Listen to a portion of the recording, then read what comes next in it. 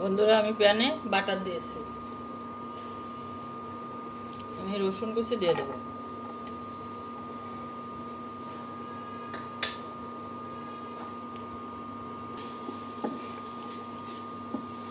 রসুন কুচিটা আমি 5 সেকেন্ডের মতো ভেজে নেব।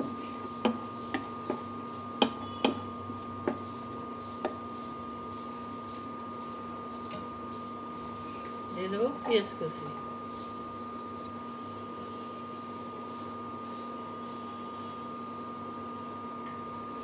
দিয়ে দেবো কাঁচামরিচ।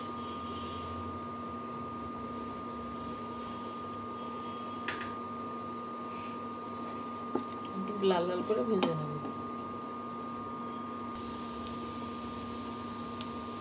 বন্ধুরা, আমি এবার কিমাগুলো দিয়ে দেবো।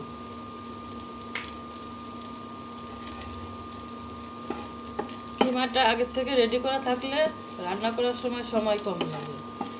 কিমাটা আগের থেকে রেডি করে রাখলে ভালো হয়। একটু ভাজা হয়ে গেছে, আমি এবার তুলে নেব।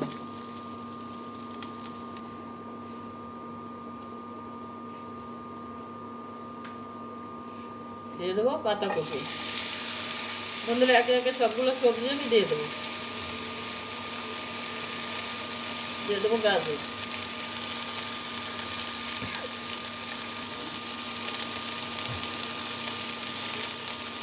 দিয়ে দেবো সিম,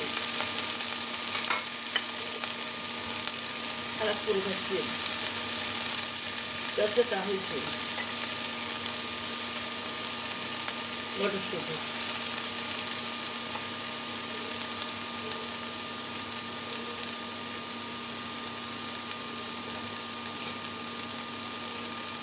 দিয়ে দেবো লবণ।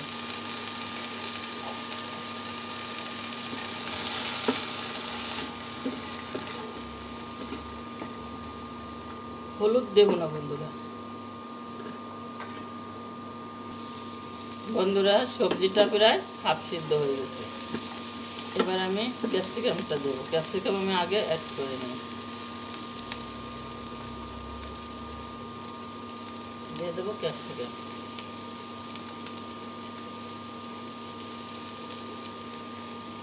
দিয়ে দেবো টমেটো।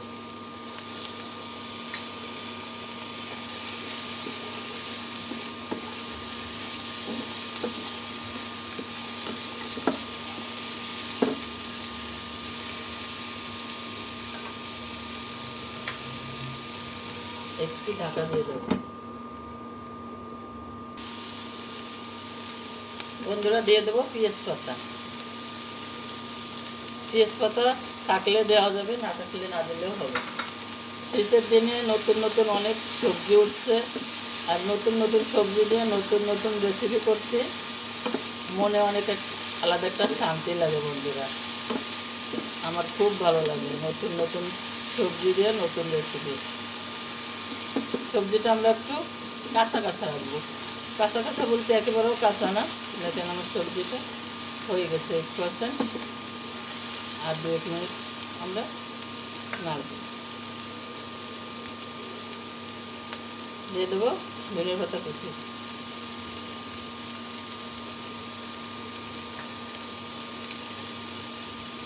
এবার দিয়ে দেবো কিমাটা। আমি সবগুলো মিক্স করে নেব।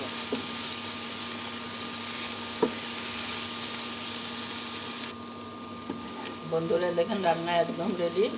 আমি এখন নামাই নেব।